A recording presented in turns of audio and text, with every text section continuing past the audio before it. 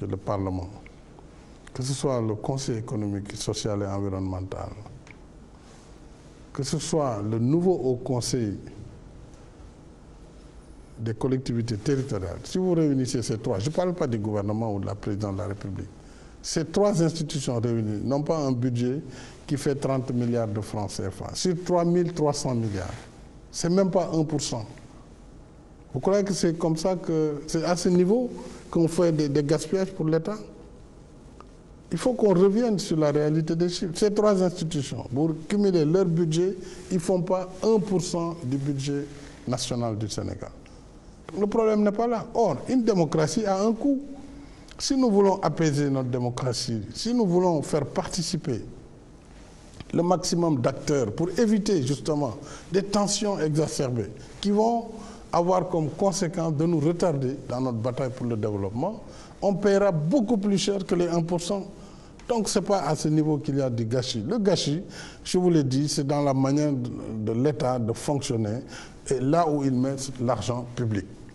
L'argent public, vous aurez remarqué depuis 4 ans, et les ministres le savent, le gouvernement le sait, nous serrons de façon drastique tous les budgets de fonctionnement pour mettre l'accent sur le budget d'investissement qui est vraiment l'instrument de création de richesse et qui permettra aussi de répondre aux besoins des populations à tous les points de vue. Et ça, c'est pourquoi nous sommes arrivés aujourd'hui sur le budget consolidé d'investissement. On est parti de 600 milliards presque à aujourd'hui 1300 milliards de BCI. C'est une réalité.